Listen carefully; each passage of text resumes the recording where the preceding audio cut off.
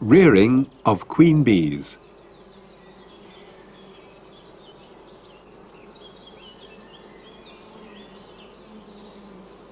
For many years, the rearing of queen bees has occupied a key place in beekeeping. Not only the beekeeping institutes, but also many smaller beekeepers dedicate much of their work and time to this important task. Queen rearing can only be done successfully during the short period of the year when the beekeeping season reaches its peak of activity. Young queens of good origin and character are needed to form new colonies and fill winter losses.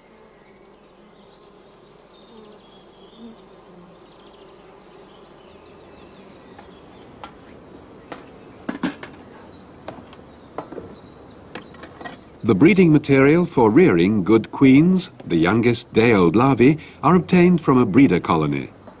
Not every beekeeper has a worthy breeder queen, but he can obtain breeding material from a beekeeping institute or from established bee breeders. The breeder colony must possess certain characteristics. It should be disinclined to swarm and have an above-average honey production potential. The bees should be gentle and not display running and bunching behavior during an inspection and show resistance to disease and parasites. The genetic endowment of the queen will therefore essentially determine the characters and quality of the progeny.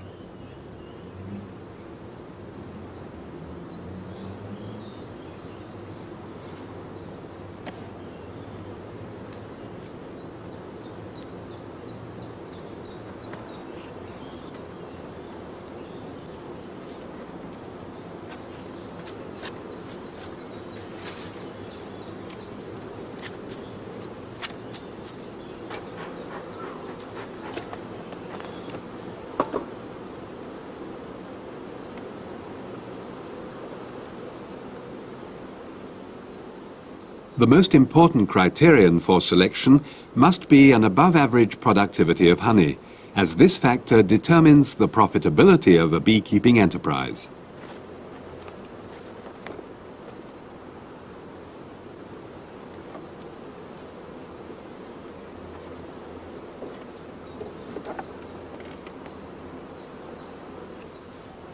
The nursing colony, on the other hand, must be able to raise good queens from the breeding material introduced. It exerts no influence over the genetic character of the queen larvae it is made to foster. The nursing colony must be healthy, prolific and strong. Many bees crammed together in the smallest possible hive space is the recipe for good results when raising queens. In order to achieve the conditions, the nursing colony should have access to good pollen sources during the previous summer. When spring comes, a stimulating honey solution must be fed whenever outside nectar sources fail.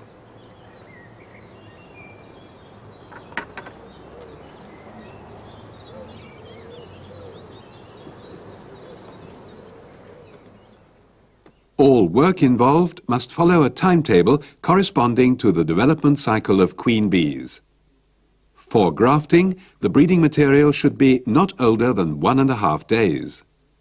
Only by divided brood care can the transfer of the started cells into another stock be effected after 24 hours. Cells are caged on the 6th or 12th day. On the 13th day, queens emerge from their cells. On the following day, mating nuclei must be formed. 3 days after that, at the earliest, mating nuclei can be sent to their mating apiaries. For precise planning, a strip with these fixed intervals for actions can be aligned with a corresponding calendar strip. Let us first turn to the work involved in preparing the breeding material. 4 or 5 days before our planned starting date for rearing queens, we remove a frame from the colony with the breeder queen.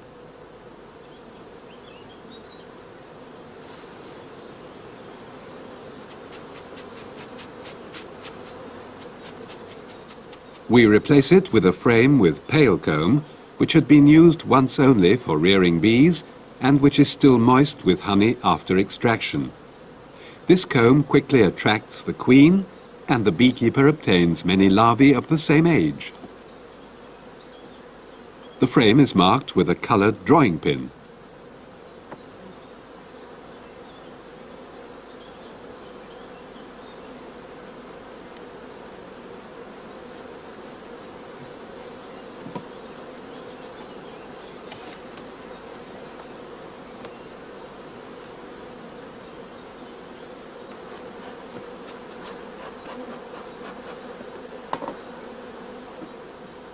On the starting date, the marked comb will contain young larvae of the right age, 1 to 1.5 days old.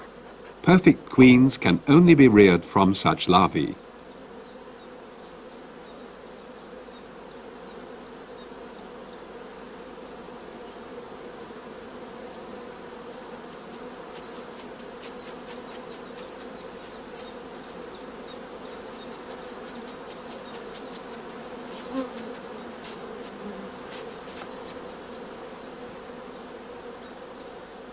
Here we can see the larvae literally swimming in brood food.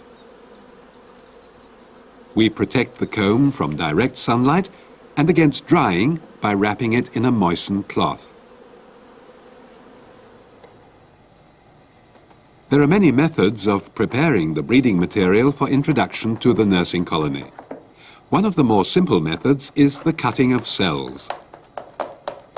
With a knife dipped in hot water, an area of comb containing larvae of suitable age is cut from the frame.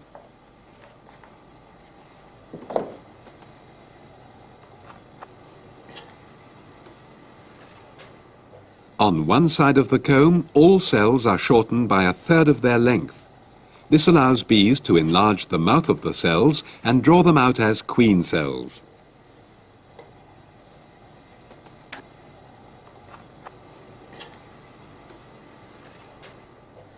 After this, the comb is divided first into cell strips and then into pieces of comb containing individual cells.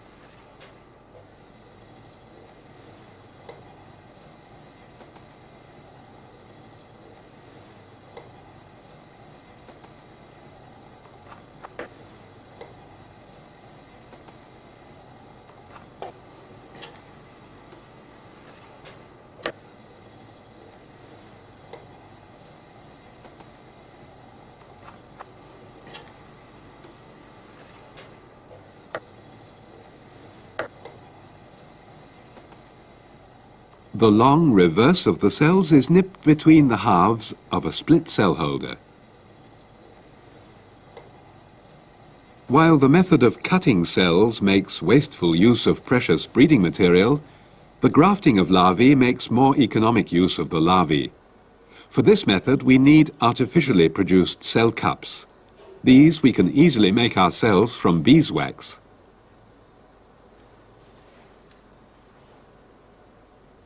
By dipping a cell mandrel of 9 mm size several times into a wax bath, held at a temperature of 65 to 70 degrees Celsius, a queen cell cup is formed at its tip. After cooling in water, the cell cup can be removed.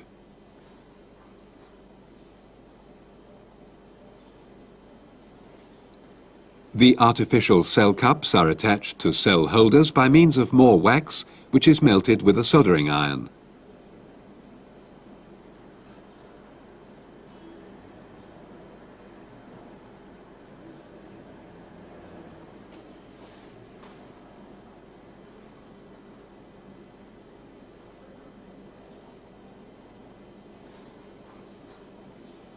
The appliance trade also offers a number of cell cups formed from plastic.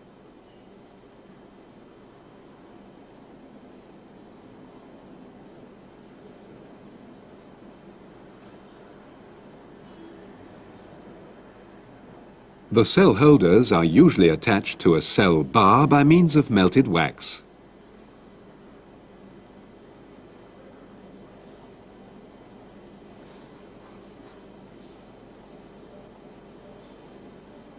We require good light, good eyesight, and a steady hand when we are grafting larvae.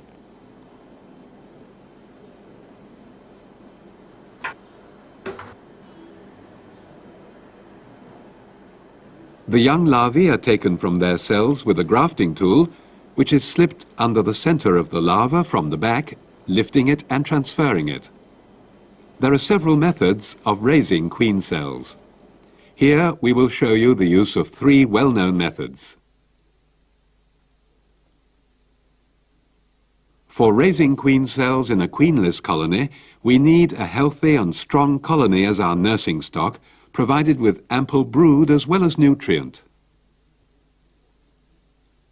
9 days before starting, we place an additional queen excluder between the 2 stories and confine the queen to 1 hive body. 9 days later, at the start of breeding, all brood in the queenless part of the hive will be sealed.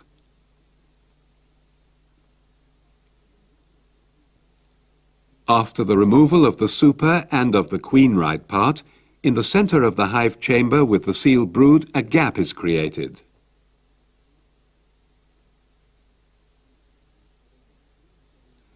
Next, we form a 3-frame nucleus consisting of the old queen, 2 combs of brood, together with the adhering bees, and fill the space with a frame of stores. This nucleus is taken to an out-apiary. Into the queenless part of the colony, we brush or shake all bees from the queen-right brood chamber and also the bees out of the honey super. The nursing colony is then covered. A queen excluder at the entrance prevents strange virgin queens from entering. Bees begin to assemble in the gap. We transfer the cell-rearing frame with 20 to 30 cells into it after the colony shows the typical behavior of queenlessness. Whenever the natural flows are lacking, honey solution must be fed. The operations of this method are now shown on the stand. The nursing stock is prepared 9 days before starting. First, we find the queen and hold her temporarily in a cage.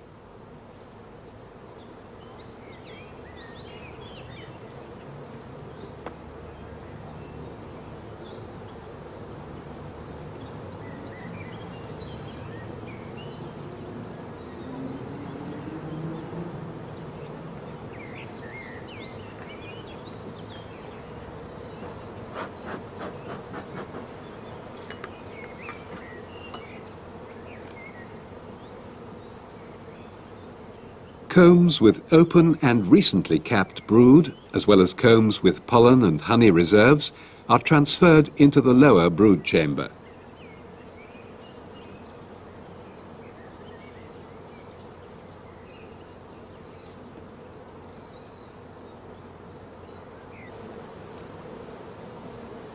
The upper brood chamber holds empty combs and emerging brood.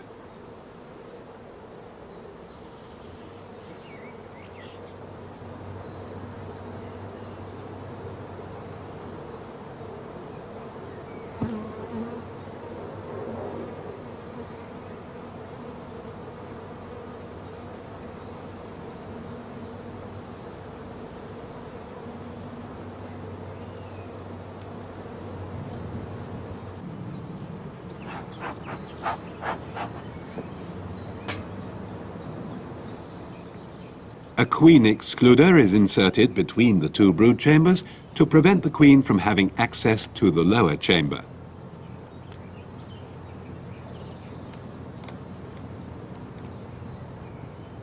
We now release the queen into the upper brood chamber.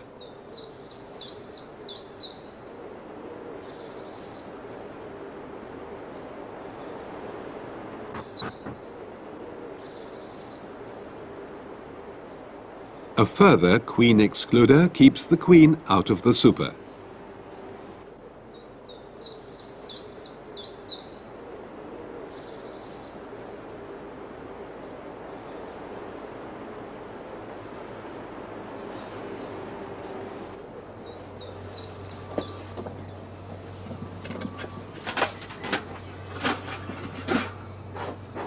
After 9 days, all brood remaining in the lower brood chamber is sealed.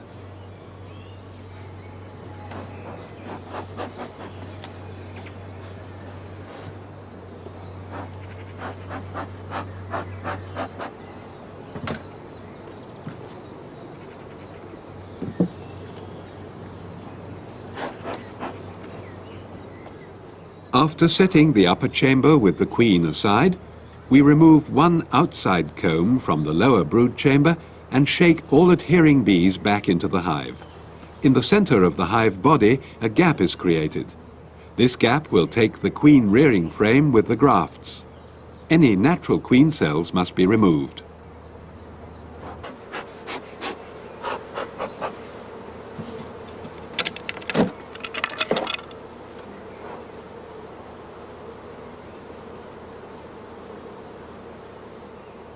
Returning to the queen right part of the nursing stock, we remove the queen. It is transferred to a nucleus. The three-frame nucleus is formed from 2 frames of brood and 1 of food, together with all adhering bees.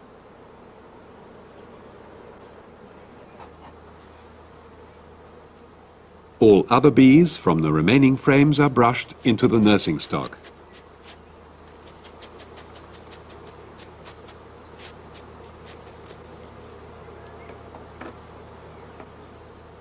Besides good food supply, overcrowding lots of bees into one hive body is the recipe for acceptance and for best nursing for our breeding material.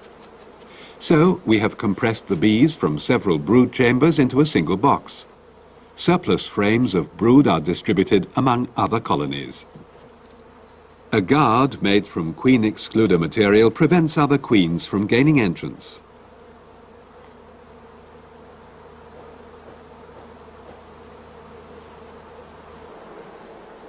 About 2 hours afterwards, the colony shows typical signs of queenlessness. This is the time to transfer the queen rearing frame with the grafts into the gap. Here the nurse bees provide the young larvae with large quantities of royal jelly. This phase of engorging is important for the full development of the growing queen larvae.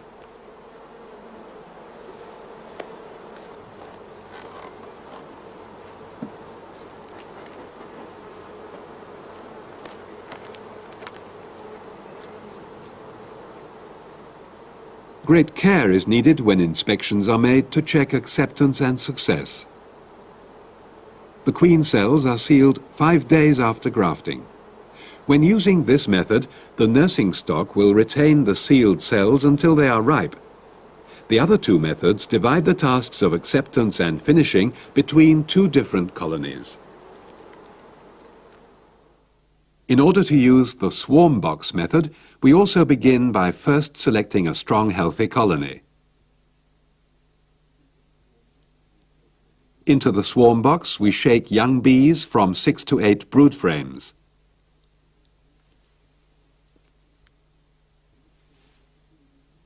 Make sure that the queen remains in her colony.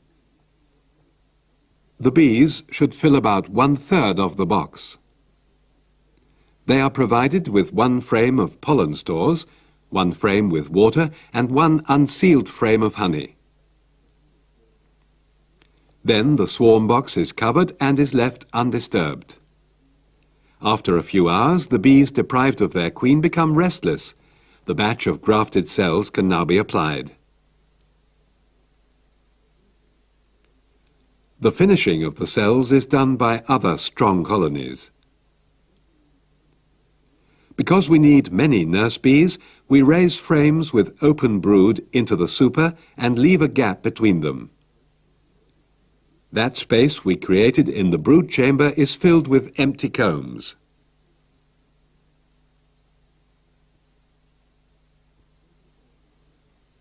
"24 hours after grafting, 15 to 20 started cells are inserted into the gap between the brood. The cells remain in the finisher colony until they are ripe and require caging. Now the procedure in actual practice. The swarm box has a large screened floor which prevents the bees suffocating during confinement.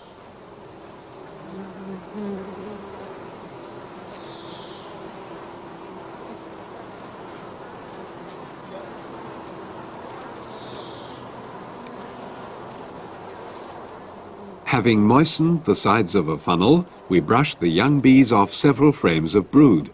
This creates a queenless and broodless shook swarm.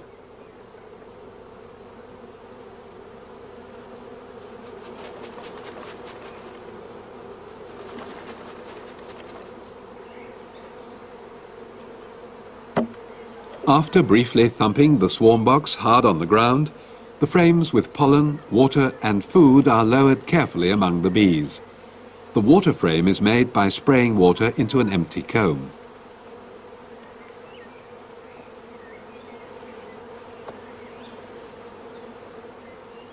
A special crown board which can hold the grafted cell cups is used.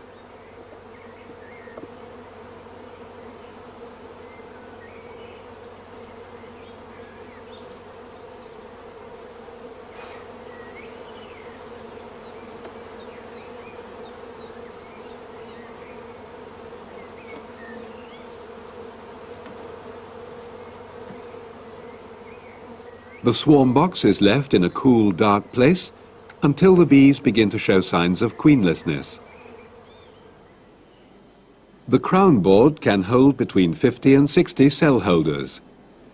In order to avoid drying out of larvae, the grafting should be done just before they are needed.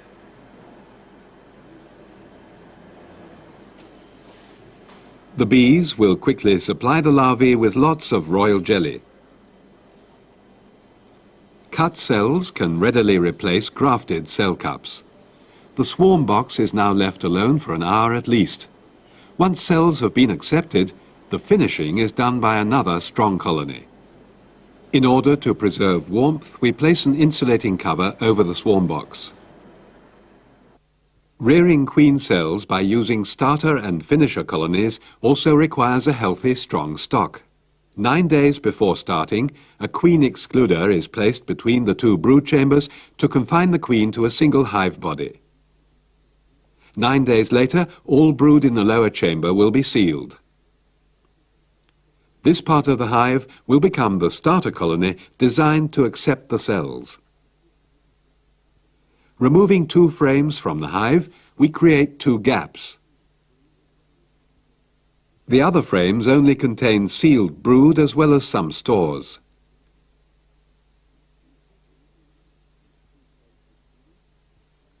We put the queen, with 2 frames of brood and 1 of food, as well as all adhering bees, into a nucleus box. This nucleus is taken to an out-apiary. We now proceed to cram all bees from the other hive bodies, on the right, into the 1 brood box which will be our starter colony. The brood frames, especially all frames with open brood, are later given to the honey chamber of other colonies in the apiary. The starter colony is now closed up. The entrance is covered with a queen excluder. Bees will shortly be gathering in the empty spaces. When bees show signs of queenlessness, 2 frames with about 40 grafted queen cells are transferred. The stock must be fed if the flows of nectar are scant. After 24 hours, the cells are transferred into occupied supers of honey-producing colonies, the finishers. It is important that several hours before, frames with open brood have been transferred into the honey chamber. Now a gap is formed. The cell-rearing frame with the started cells is placed in position. A finisher colony should never be given more than 15 to 20 cells. The starter colony can now receive 2 more cell-rearing frames. Here the first manipulations for raising queen cells by the starter and finisher method have been performed. The super and the upper brood chamber with the queen have been lifted off and are on the right.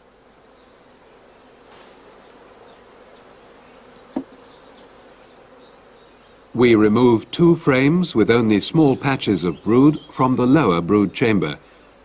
This creates 2 gaps. A starter should still contain at least 6 frames of sealed brood. If not, we must add frames of sealed brood from other colonies. Moving to the queen-right brood chamber, we remove the queen, together with 3 frames and the adhering bees, and put them into a nucleus box.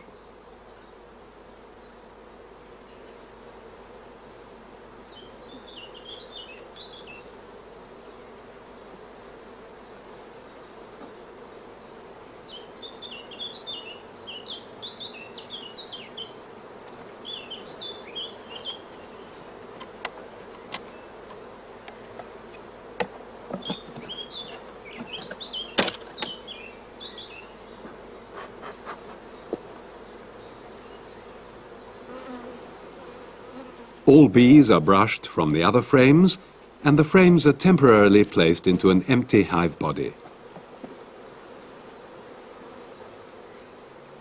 Later, we transfer the frames into occupied supers of other stocks.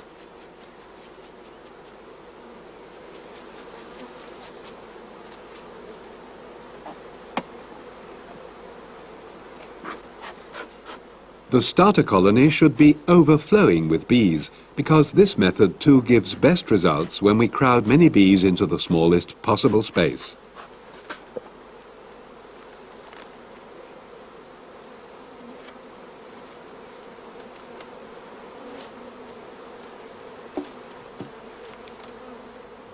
After we have covered the hive, we place a guard of queen excluder material over the entrance. This stops queens from gaining access.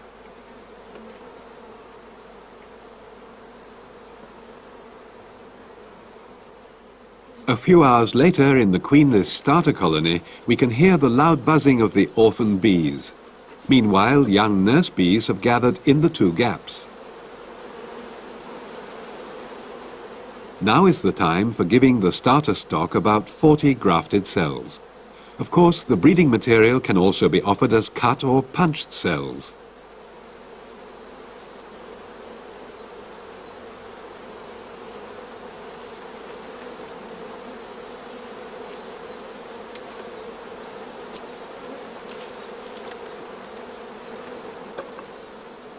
After 24 hours, the queen cells have been started by the starter colony and can be exchanged for another batch.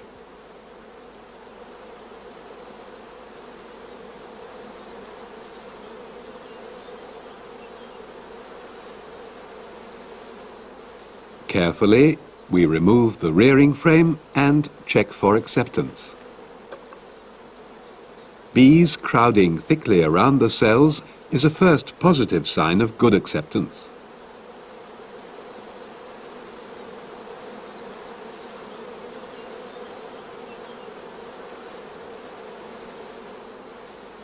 Bees are carefully brushed aside with a goose wing.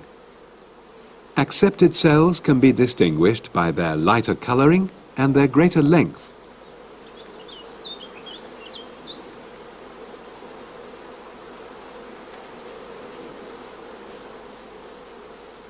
Queen cups which have not been accepted are short and their opening has been narrowed. First, the two rearing frames are placed into a carrying box. Later, the started cells can be transferred into the care of a queen-ripe finisher colony. Lengthy delays should be avoided during transportation. Two more rearing frames with fresh grafts are inserted into the gaps between frames.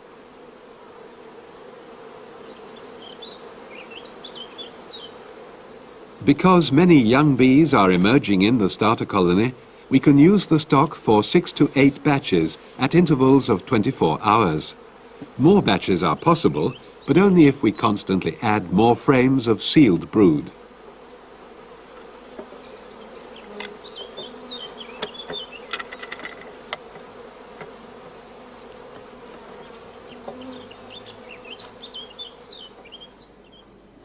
Before queen cells are given to the finisher colony, they are checked once more.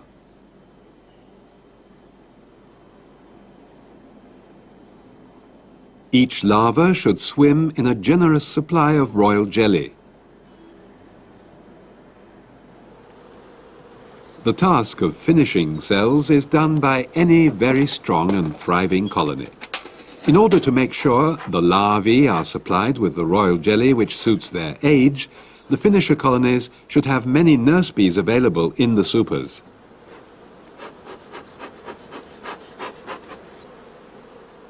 In order to lure the young bees into the supers, we remove at least 3 frames from the center of each super some hours beforehand. It is best if we leave frames with pollen and honey in place in order not to lose the impulse of nursing. But we remove empty honeycombs to create the necessary gaps. If all frames contain much honey, as can be seen in this case, even honeyed frames can be taken.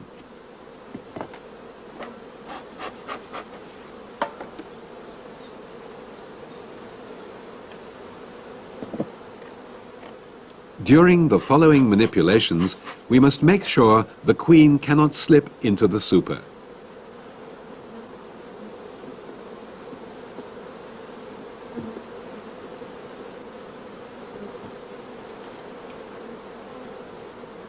We select at least 2 frames with large patches of open brood.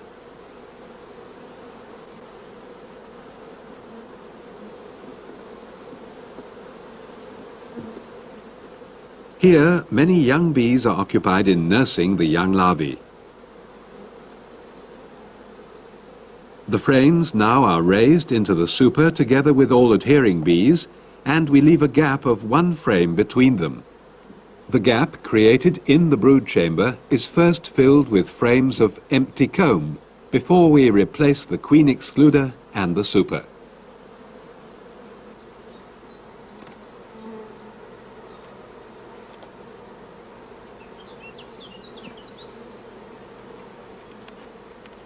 We now transfer the cell rearing frame with the started cells into the gap between the brood.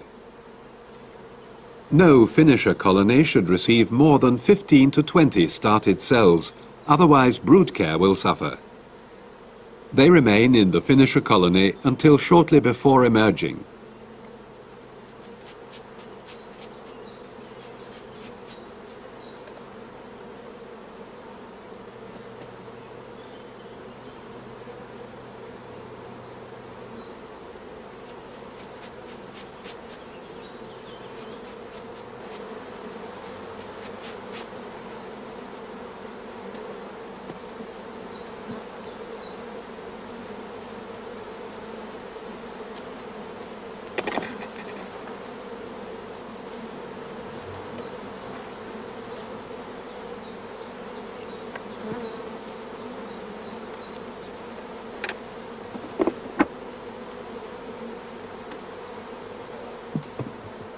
Queen cells in the finisher are sealed on the 5th day after grafting. They have to be caged before emerging. This can be done on the 5th or 11th day after grafting, because then the cells are relatively robust so that they can be handled. If we miss the 2 dates and 1 virgin is allowed to emerge, the whole batch of cells will be destroyed by the firstborn.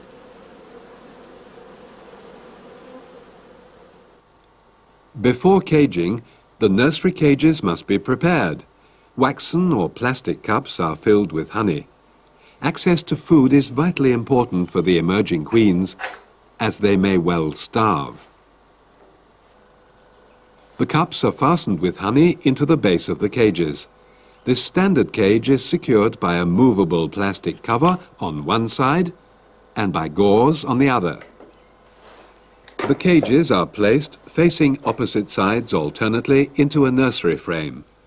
This arrangement is best where many queens are allowed to emerge in a colony.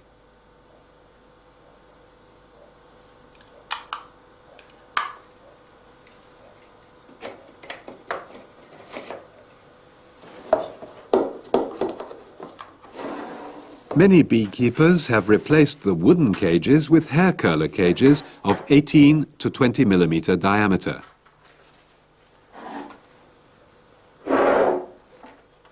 The cages are supplied with a reserve of honey by twisting the closed end of the cage in finely crystallized honey. The hair curlers are held in holes drilled into wooden blocks.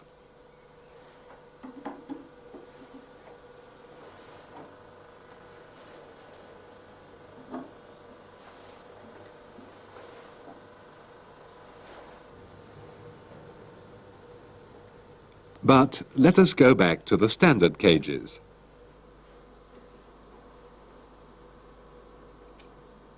With a gentle twist, we remove each cell holder from the cell bar and insert it into the cage.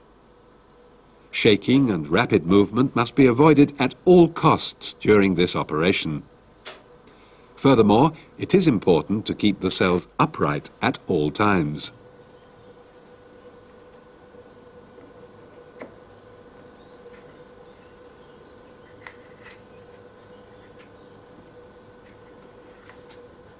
The completed nursery frame with the cages is carefully set aside.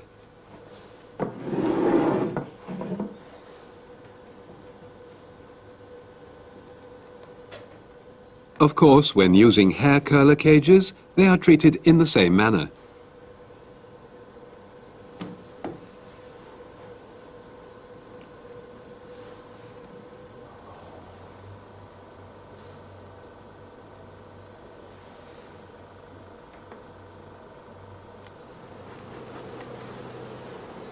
When virgin queens are allowed to emerge in the colony, the nursery frame is returned to the same place where the cell-rearing frame had been.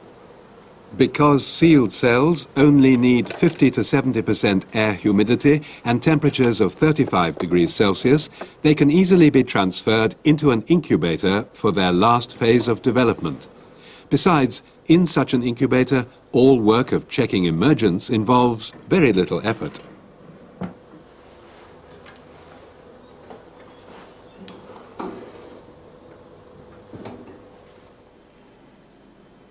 The young queen bites through the tip of the cell and emerges 12 days after grafting.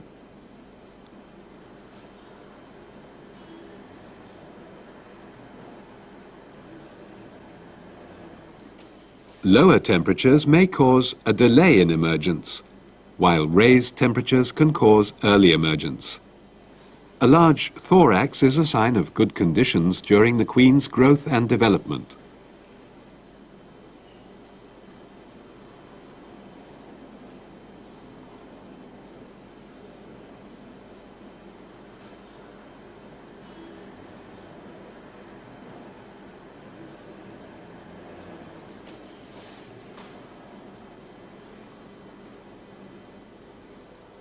From the time of emergence onward, the incubator should be checked at least twice a day. Conversely, on emergence in the colony, a daily check is sufficient. The cells should be removed after the young queens have left them, because sometimes a virgin will re-enter her own cell after emergence and is not able to leave it again.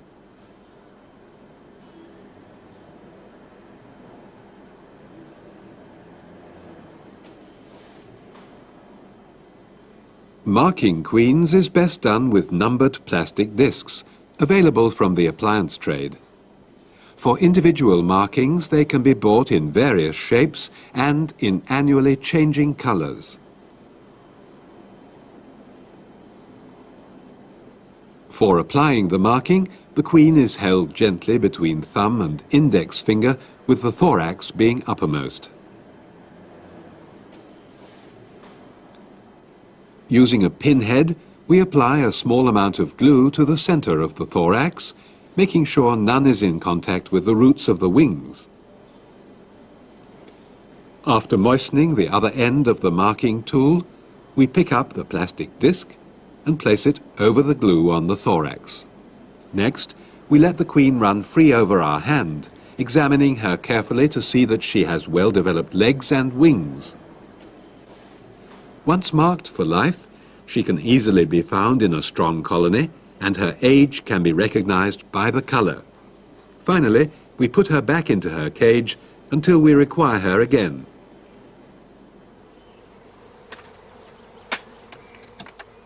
No later than 2 days after emergence, we should introduce the young queens to the bees of the little nuclei from which they are allowed to mate. The bees needed for forming the mating nuclei are obtained by dissolving the nursing colony. They can also be collected from other strong stocks by shaking a few brood frames. Here the nursing colony is dissolved. At first we remove the nursery frame with great care and brush all bees off with a goose wing. The frame is put aside for the time being.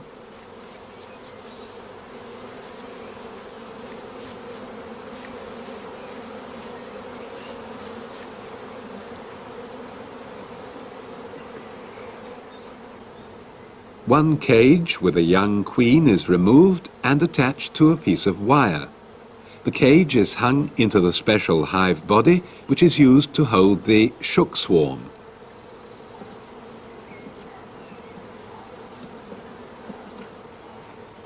All bees of each frame are brushed into a funnel over the swarm collecting box.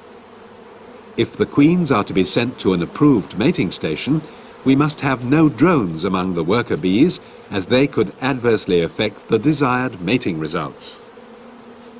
A drone excluder holds back the drones, while all the young bees run into the darkness of the swarm box. Once inside, they gather around the caged queen and form a cluster.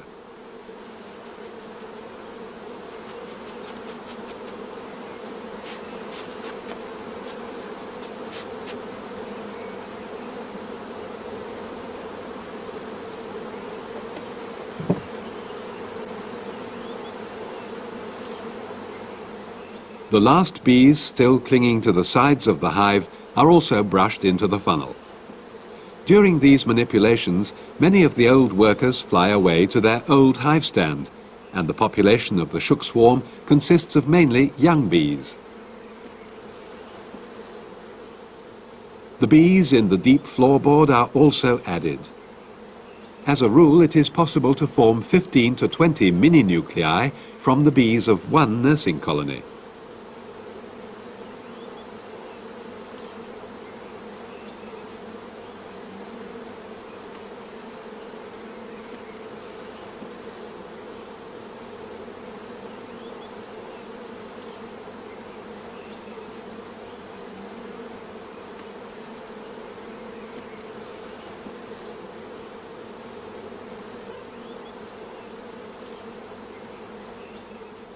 The attached bees are also brushed into the funnel.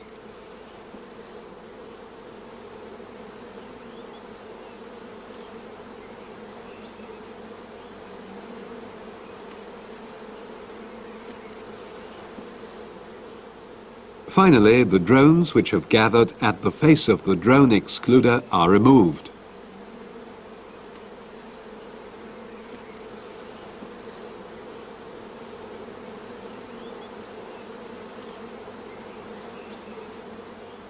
The hive body holding the shook swarm is now closed up and removed from the site.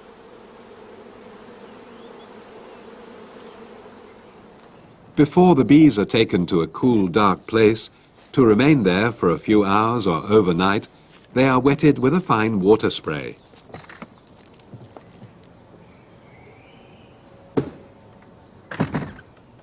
While the shook swarm is clustering in the dark, we have time to prepare the mini-nukes. The insulated Kirchheiner mini-nuke with its multicomb design has proven its worth for instrumental insemination, for use within the apiary or in local mating apiaries.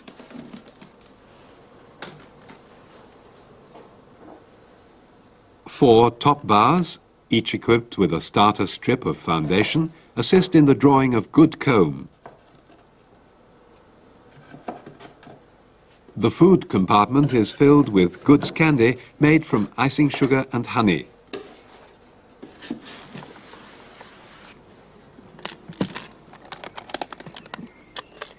When all is ready, we spray water through a fine rose over the clustering bees. This prevents their flight and escape. The bees are scooped up with a ladle which has a capacity of about 1/4 litre.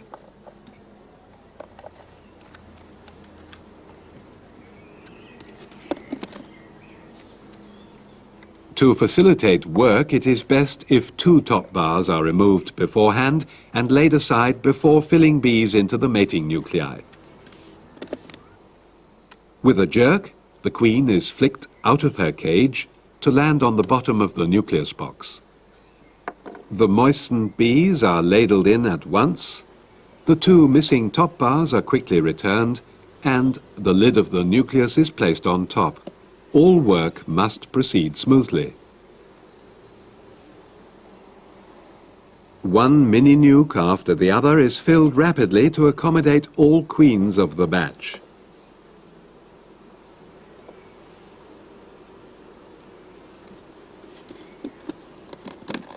The little colonies, now headed by virgin queens, can be compared, biologically speaking, with natural afterswarms, also called casts. In order to fuse the bees and queen into a unified colony, the entrance remains closed for 3 to 4 days. The mating nuclei are carried to a dark place which is not too cold. Temperatures in the shed or cellar should not be below 15 to 20 degrees Celsius.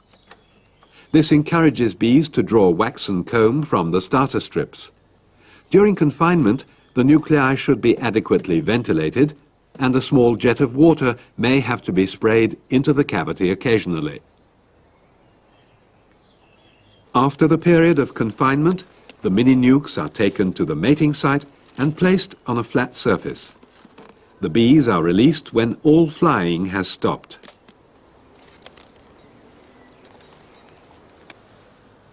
When the queens are to be sent to offshore mating stations on islands, one-comb mini-nuclei are used. After adding a frame with a starter strip, the box is closed with a pane of glass. The perforated metal strip should slide smoothly in its groove, and it is secured with a drawing pin. The closure disc over the entrance is also tested. The food chamber is filled with candy made from icing sugar and honey. To avoid drying, the candy is covered with greaseproof paper. The passage between food chamber and the bees must remain open so that many bees have access to the stores. A further lump of candy is attached to the side wall opposite the entrance before the bees are added. This will provide food for rapid engorgement by all bees. Just as has been described before, the standard mini-nukes are filled with the bees of a shook swarm. Each mini-nuke should receive about 1/4 of a litre of bees.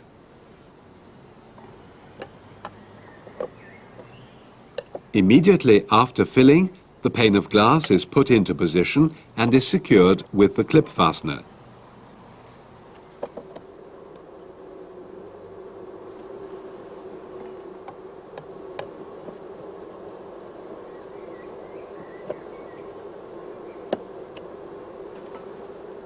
One shook swarm, as formed from a nursing stock, will provide enough bees to fill 15 to 20 standard mini-nukes. The boxes are placed upright for the introduction of the virgin queen. The bees can now form a wax-drawing cluster. One edge of the nuke having been raised by a wooden lathe, adequate ventilation is assured. The virgin queen is now wetted with lukewarm water. This slows down her movements among the bees in the nucleus. By opening the entrance disc, the queen is allowed to run into the interior. The breeder's record card contains all relevant information of the queen's pedigree. It is placed under the lid of the mini-nuke.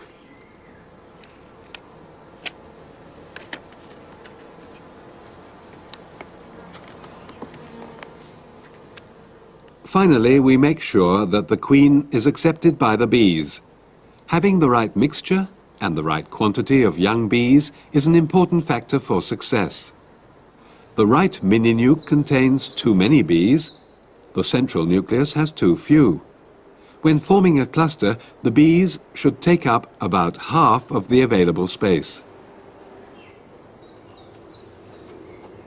In order to allow the bees to fuse and become a family unit, the standard mini-nukes, just as in the case of the Kirchhainer mating hive, must be taken to a cool room, or they are placed in a shaded, insulated shelter.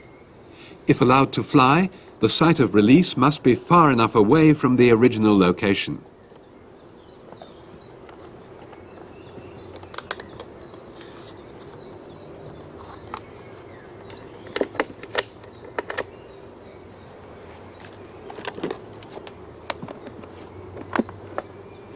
In order to prevent the queen's flight, the entrance disc is turned so that the small entrance hole allows workers only to fly from the nucleus.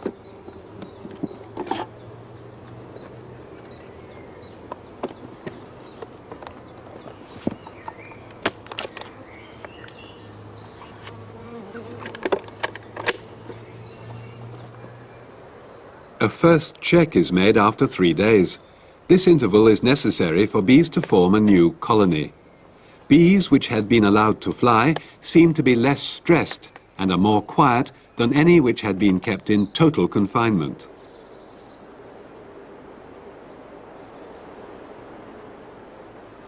When the bees have drawn good worker comb, we can accept this as a first sign of success.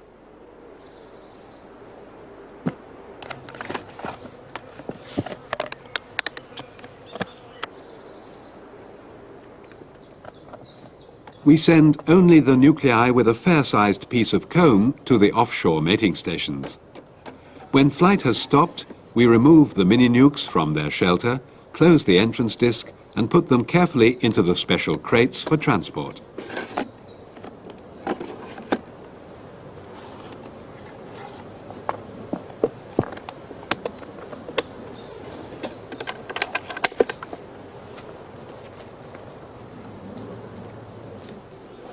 Each consignment must be accompanied by a certificate of health and an address for the return journey. Furthermore, each standard nucleus must carry the name and address of its sender.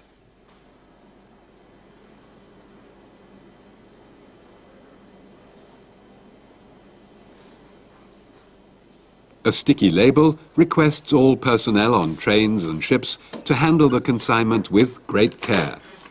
A dispatch note giving precise details of port of destination and of the island mating station must be attached. Mating stations with guaranteed isolation can be found on all offshore islands along the North German coast. The sea forms a natural water barrier which prevents drones from flying in from the mainland.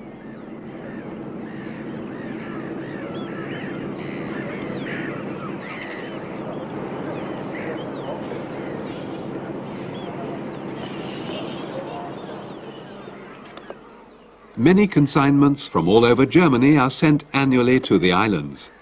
Here, on the island of Langeoog, they are taken by horse and cart to the mating station amongst the dunes.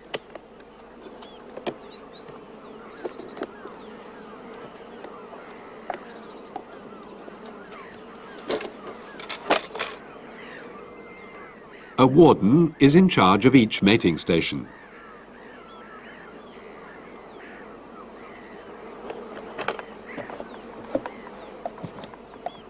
He collects the consignments at the station, checks certificates of health, looks after the mating nuclei on the island, and returns the consignment to its respective owner.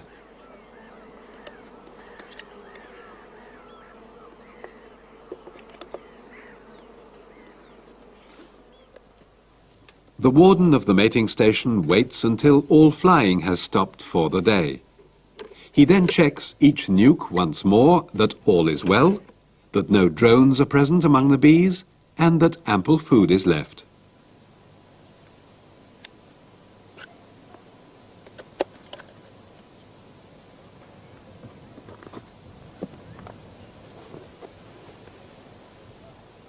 He turns the entrance disc until the large opening permits flight and lowers the mini-nuke into its special insulated shelter. He then makes sure that bees can pass through the passage and into the open.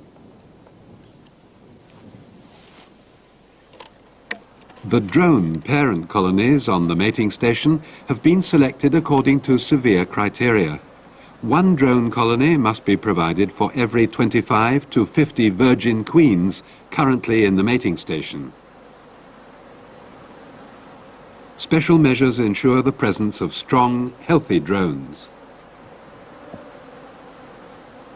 Nubile queens mate with about 8 to 12 drones when air temperatures are above 20 degrees Celsius. A few days later, they begin to lay eggs in the comb of the nucleus. The warden checks the small mating nukes weekly. After all flying has stopped in the mating station. Colonies which show worker brood are collected for dispatch to their owners.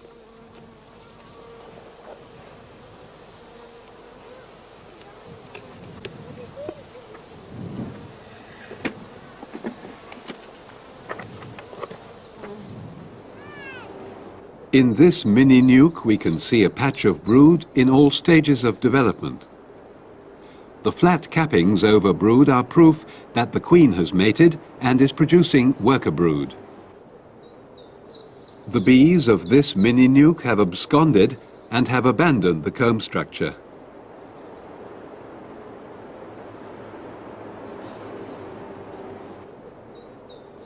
This colony has lost its queen and has started queen cells. The domed cappings show that drones are being reared. Here, worker bees have started to lay several eggs into each cell. Only drones can develop from such eggs.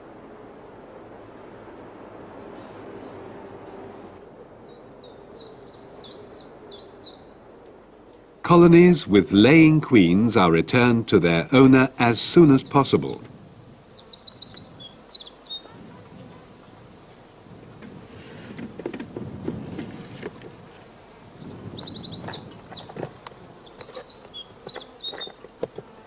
The entrance holes of the shelters are closed at once.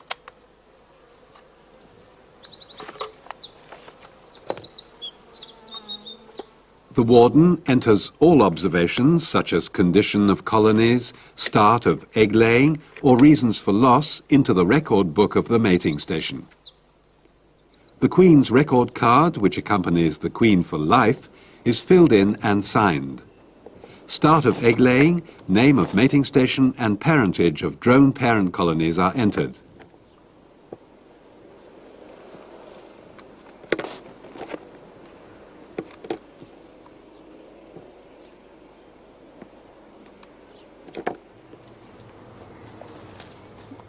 On arrival, the breeder quickly supplies the bees with some water.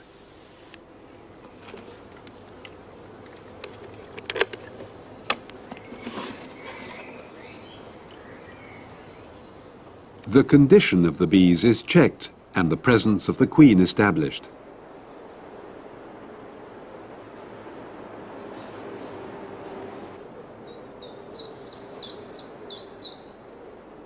Queen-right nuclei are allowed to fly through the small hole of the entrance disc.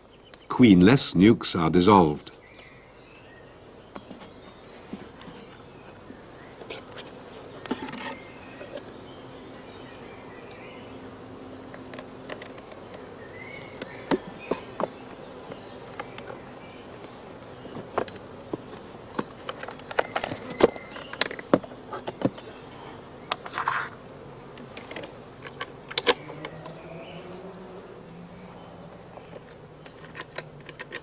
Queens should not remain in the standard nuclei for too long, as the brood nest area is too small to keep them productive.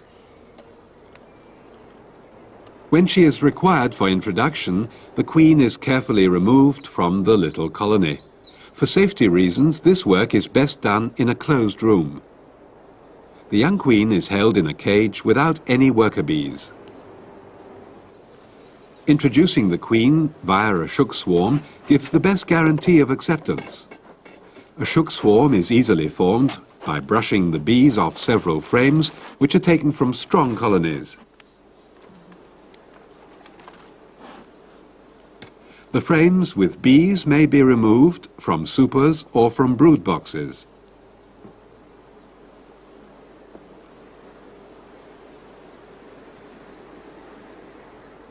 Under no circumstances should a queen be taken by mistake.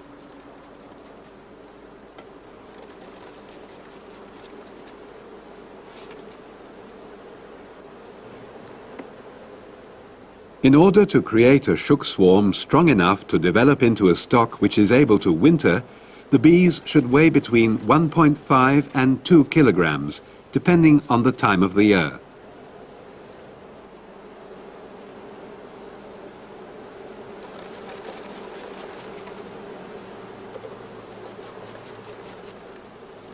When enough bees have been collected, we thump the swarm box on the ground, quickly remove the funnel and put on the cover. A short while later, the swarm box is set on the ground once more. Now the caged queen is added without losing bees. Sugar syrup is fed later. Placed in a cool, dark position, the bees will form a genuine swarm cluster within the next 24 hours. Towards evening of the following day, the bees are hived just like a natural swarm. It is best to wet the bees with a spray of water. When working with multiple story hives, the bees can be shaken into the deep underfloor cavity of the hive.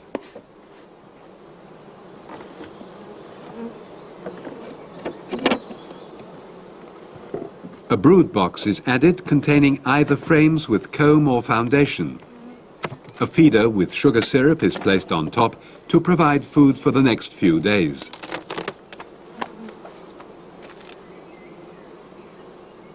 The queen is now transferred into an introducing cage in which the open end has been closed with candy. The hive is closed up and remains undisturbed for several days.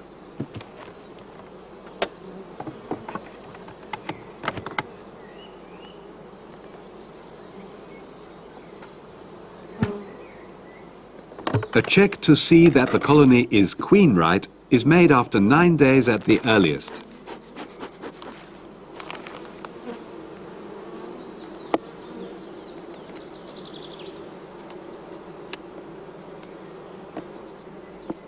Here we can see that the young queen has been accepted and has laid out a large brood nest.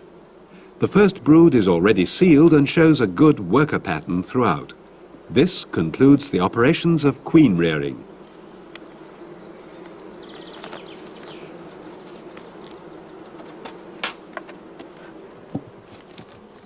By using queens of good pedigree, the colonies are rejuvenated and the genetic material is improved. Selective breeding is therefore essential to good apiary management.